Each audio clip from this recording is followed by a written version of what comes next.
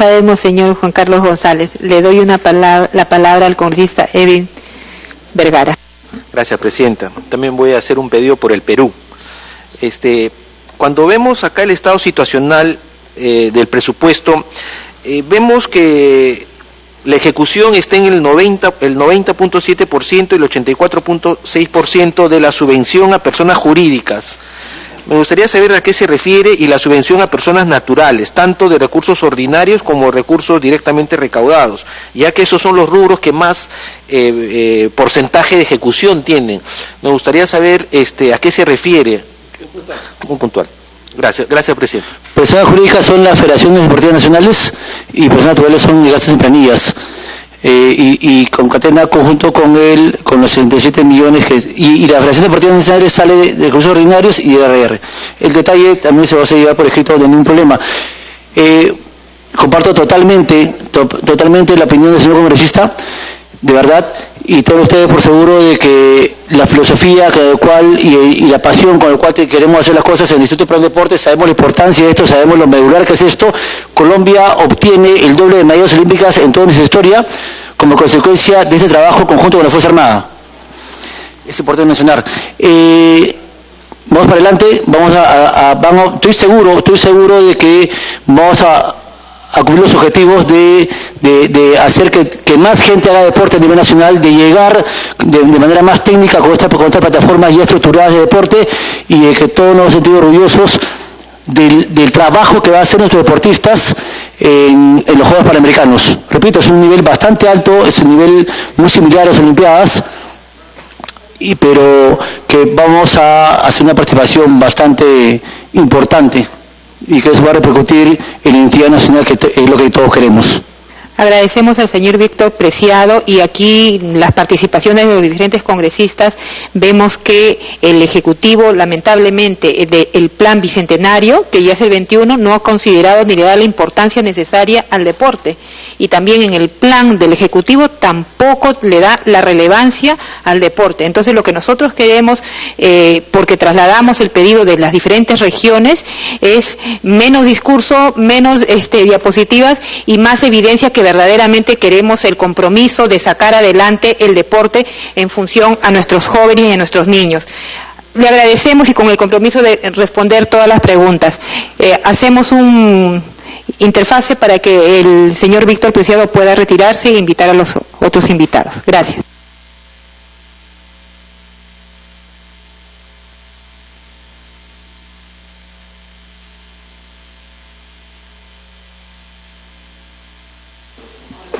Lo despedimos.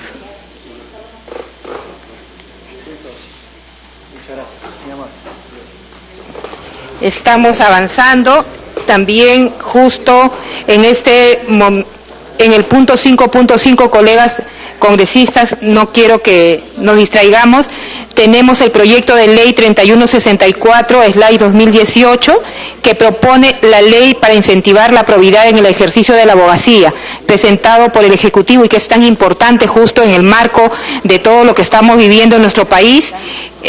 Por lo tanto, la Comisión de Educación, que también tiene que dictaminar este proyecto, ha tenido por conveniente invitar a dos destacados representantes en relación a socializar sus opiniones, a la señora María Elena Portocarrero Zamora, decana del Colegio de Abogados del CAL, que le damos la bienvenida, y también al doctor Aníbal Quiroz León. Igualmente le agradecemos su participación para que nos expongan y nos den sus puntos de vista en esta ley y poder sacar una ley que tenga una coherencia con lo que nosotros queremos. Le damos la bienvenida y le damos la palabra a la doctora María Elena Portocarrero Zamora. Muy buenos días. Muchas gracias por la invitación. Es una oportunidad grande para el Colegio de Abogados de Lima el poder participar y analizar un poco la ley para incentivar la probidad del ejercicio de la abogacía.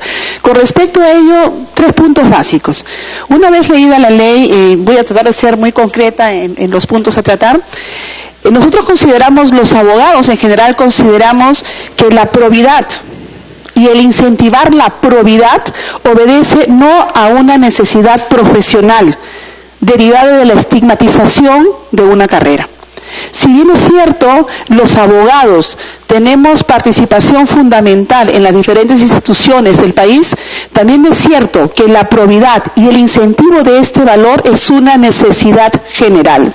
Cuando nosotros analizamos y vemos la problemática de la delincuencia en el país, cuando vemos los delitos, por ejemplo, de corrupción o corrupción de funcionario, que se dan no solamente a instancias de los órganos, tanto como hemos visto hoy día, los hechos sobre la Academia de CNM o los órganos que dirigen el país, también apreciamos que diversos funcionarios que no obedecen a una carrera de leyes son aquellos llamados también en estos delitos. Entonces, analicemos, la probidad es un valor necesario e indispensable en la sociedad, pero no obedece a una profesión, obedece a todas. Es por ello que es necesario cultivar la probidad, no solamente en una ley que la incentive, porque la ley no la va a incentivar. El profesional ya está formado. Se incentiva la probidad desde los primeros años de educación. Se incentiva la probidad en la familia, en los colegios, en las universidades. Y el último, hay un filtro, que sería el colegio profesional, cuando va a tener ya la habilitación al profesional de dar una formación, un perfil de abogado, porque a nosotros nos enseñan derecho, nos enseñan leyes, pero el perfil del abogado que la sociedad requiere, bueno, tenemos un filtro previo que son los colegios profesionales, en donde se pueden dar cursos que se dan en el Colegio de Abogados de Lima, que sería el curso de propedéutica de ontología forense, en donde se da el perfil de ese abogado que la sociedad requiere. La ley te la enseñan en la universidad, pero el perfil te lo puede dar el colegio.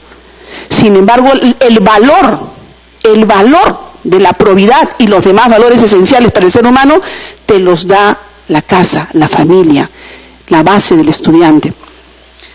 Podemos tener las leyes perfectas, dicho sea de paso, tenemos abundancia legislativa en el país, pero nada podemos hacer con leyes perfectas si los seres humanos que van a administrar justicia en el país no son probos.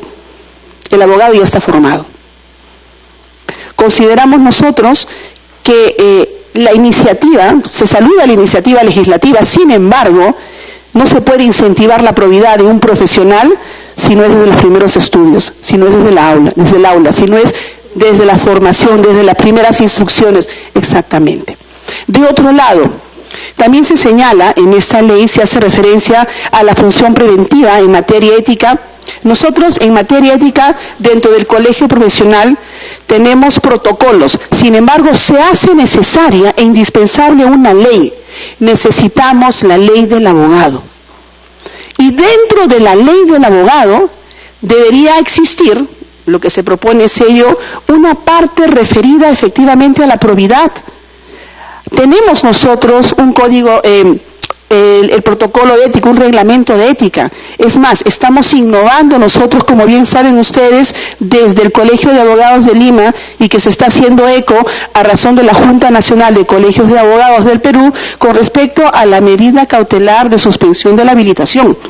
Esto es dentro del plano sancionatorio, dentro del código de ética que tiene el Colegio de Abogados de Lima, y que rige a nivel nacional para los demás colegios profesionales de abogados también. Sin embargo, no es suficiente. Tenemos mucho que avanzar. Nosotros como abogados asumimos nuestra responsabilidad, asumimos nuestro deber y nuestra obligación. Y nuestra obligación, si bien es cierto, es prevenir, también es reprimir y sancionar a aquellos abogados que lamentablemente cometen actos que riñen con la ética y que perjudican mucho las instituciones. En conclusión, no creemos, sinceramente, con el respeto que se merece y felicitando a las iniciativas que se pueden presentar, que vaya a ser eficaz y efectiva una ley para incentivar la probidad del abogado. Consideramos que la probidad y los demás valores deben de darse en los primeros años y como parte integral de la formación del ser humano, no solo del abogado. Luego, consideramos también necesario la promulgación de la ley del abogado, y dentro de la ley del abogado sí aumentar y ser mucho más acucioso, y esto es parte de la responsabilidad que tenemos nosotros como profesionales, de ver lo que es la prevención y la sanción para aquellos abogados que cometen estos actos reñidos con la ética y que perjudican a las instituciones del país, siendo ejemplares en la sanción, pero también promoviendo de manera efectiva la prevención. Eso es todo y muchas gracias por permitirnos participar. Agradecemos su punto de vista de la doctora María Portocarrero y he hecho un análisis importante, ¿no? Porque podemos tener muchas leyes, pero las leyes no garantizan el ejercicio profesional en el marco de la ética. Le damos pase al doctor Aníbal Quiroz León también para que desde su punto de vista nos oriente y nos documente en función a este proyecto. Muchas gracias, señora presidenta. Señora presidenta, señores miembros de la Comisión de Educación, señora decana del Colegio de Abogados de Lima, para mí ciertamente es un honor estar esta mañana con ustedes para expresar alguna opinión particular sobre este proyecto de ley que ha sido enviado por el Ejecutivo al Congreso dentro del llamado marco para la lucha contra la corrupción y la consolidación de la justicia. Sin embargo, tengo la impresión de que en particular este proyecto de ley que convoca la invitación de esta mañana es bastante, yo diría, poco viable y además muy débil como texto legal, ¿no? Yo he contado hasta 5 veces en que se repite la expresión Estado constitucional y de derecho y la justicia. En el artículo 1 hay 3 veces en que esta frase se repite en cada uno de los párrafos, ¿no? En el artículo 3 se vuelve a repetir Estado constitucional de derecho y justicia. Y en el artículo 3 también en el segundo párrafo se vuelve a repetir Estado constitucional de derecho. Básicamente yo creo que desde el punto de vista técnica legislativa basta con que se diga una vez, ¿no? Es objeto de esta ley promover el ejercicio razonable, apropiado y adecuado de la abogacía para consolidar el Estado de Derecho, y sería suficiente no estarlo repitiendo a cada rato. Eso, desde el punto de vista de la bondad legislativa, deja mucho que desear. En segundo lugar, no se ha mencionado el tema de los derechos humanos. Los abogados, más que cumplir una función social, somos básicamente auxiliares en la administración de justicia. Colaboramos con la administración de justicia y esa misión no se ha puesto acá. En tercer lugar, el inciso A del artículo 3 está ya repetido con la primera parte del artículo 1. Dice en el artículo 1, el objeto de la presente ley es adoptar un conjunto de medidas con el propósito de cumplir con el fin del ejercicio de la abogacía que comprende la defensa de los derechos de las personas, la consolidación del Estado de Derecho y la justicia. La abogacía cumple un rol social. En el artículo 3 se dice el fin del ejercicio de la abogacía en la defensa de los derechos de las personas, la consolidación del Estado de Derecho y Justicia, la abogacía cumple un rol social. Yo no entiendo por qué eso se repite literalmente. O alguien se olvidó de borrar un texto, o ha hecho un copia y pega de un artículo con otro, para tratar de darle mayor significación, pero repito una vez más, desde el punto de vista técnica legislativa esto es incorrecto. Hay, en cuarto lugar, algunos aspectos importantes a determinar. No queda duda de que siendo la abogacía un elemento auxiliar en la administración de justicia y también en la participación del Estado de Derecho, se requiere de estándares especiales para poder ejercerla.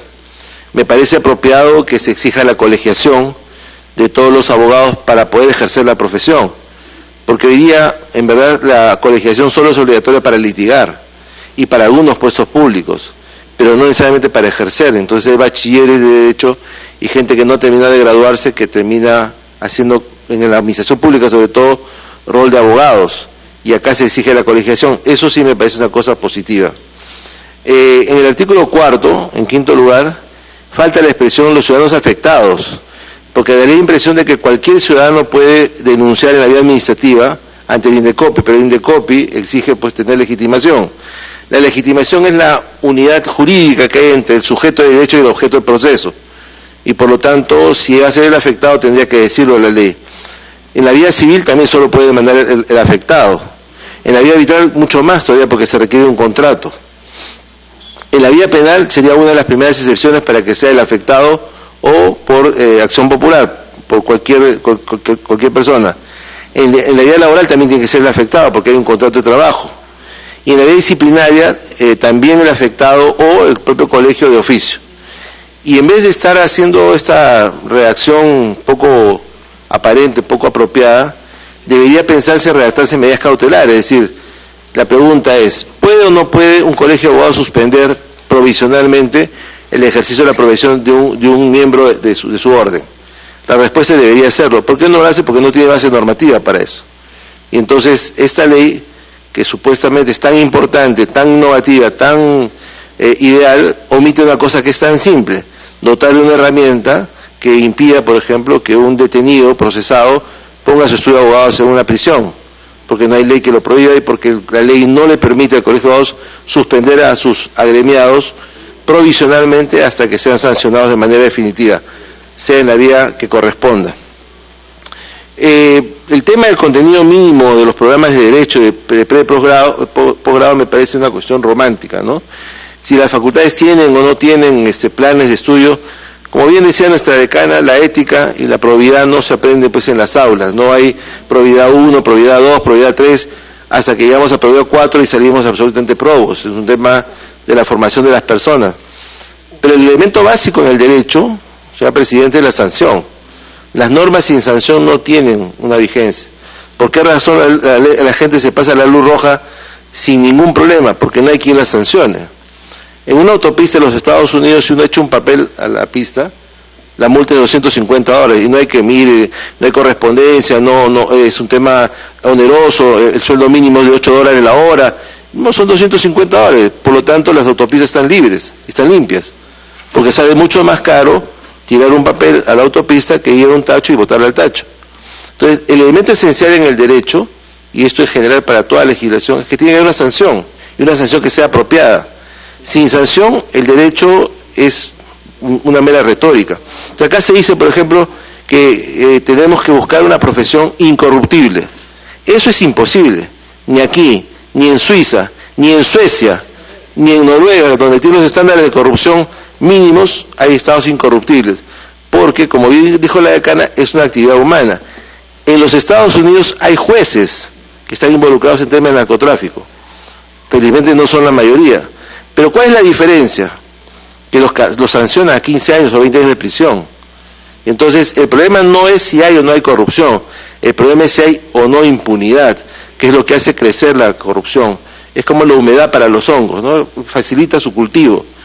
Cuando lamentablemente una sociedad se va a presentar actos de corrupción o actos anómalos, lo que tiene que funcionar es el mecanismo de derecho que sea eficaz para poder reprimir y sancionar eso, pero no para hacer declaraciones líricas de un Estado, una profesión incorruptible.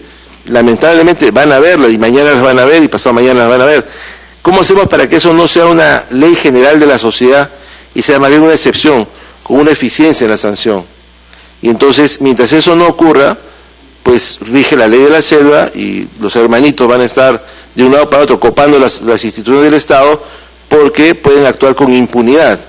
Lo peor que puede ocurrir, como ocurre también lamentablemente con los delitos de acoso sexual y contra las mujeres, no es que no ocurran, porque lamentablemente van a ocurrir como en toda sociedad humana. Lo importante es que sean sancionados oportunamente y de manera eficaz, no tanto con sanciones drásticas, ¿no? 35 cadenas perpetuas, 150 años, 900 años de prisión, eso no importa, con que sean 6 años de prisión efectiva son suficientes, pero que realmente la persona cumpla su condena, ¿no? Y que sepa la persona que es responsable de sus actos, que eso va a tener una consecuencia.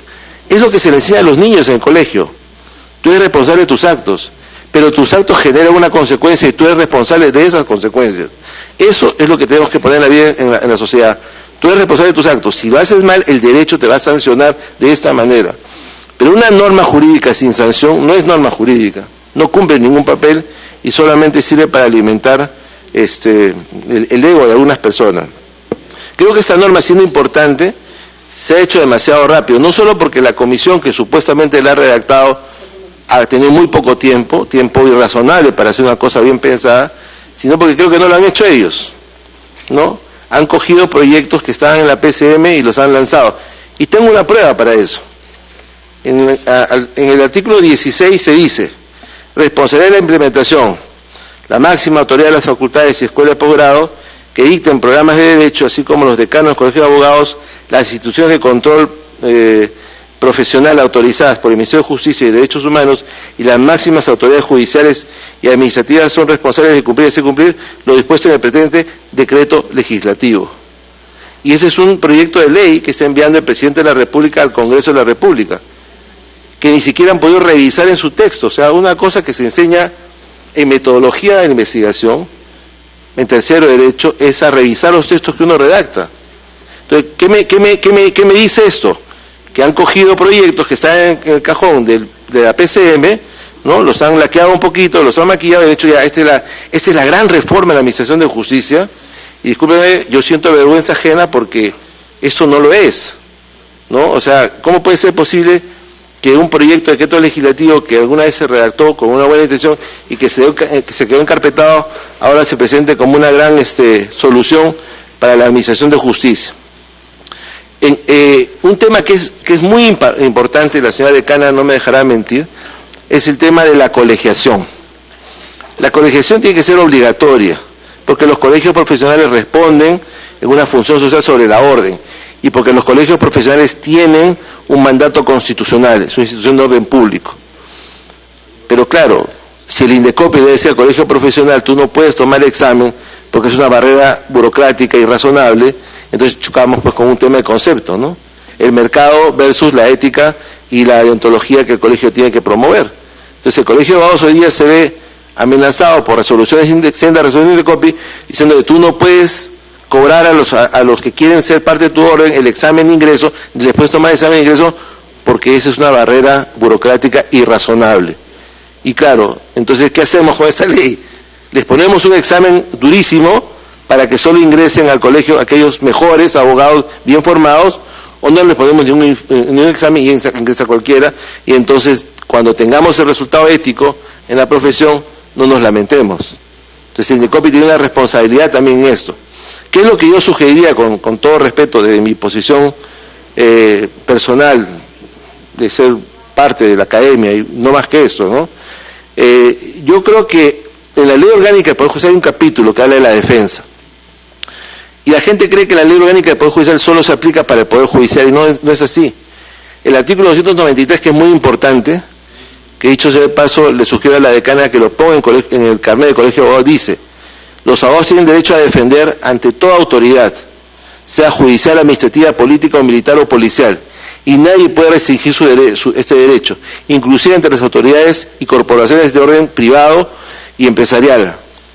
¿Eso qué significa? Que la Ley Orgánica del Poder Judicial trasciende los límites del ejercicio profesional. Ahí tendría que haber un capítulo, y las facultades del juez de sancionar a los abogados y pasar esta comunicación una vez que quede consentida al Registro Nacional de Sanciones, independientemente que se active una ley de la abogacía también. Pero el juez en los procesos, las autoridades administrativas en los procesos, son las autoridades que vigilan el comportamiento ético. Los abogados, dentro de un proceso administrativo, arbitral, judicial o privado, somos colaboradores de la justicia y por lo tanto cumplimos un papel esencial, pero al mismo tiempo estamos sujetos a determinadas reglas. Por eso es que uno no se puede insultar, por eso es que uno no puede gritar, por eso es que uno tiene que guardar el respeto, y por eso es que uno no puede alegar contra la ley, y tiene que defender dentro de los márgenes de la ley. A veces, y este tipo de normas absurdas, esta en parte creo que es una norma absurda, tienden a perder de objetivo lo que es el tema de la defensa, ¿no?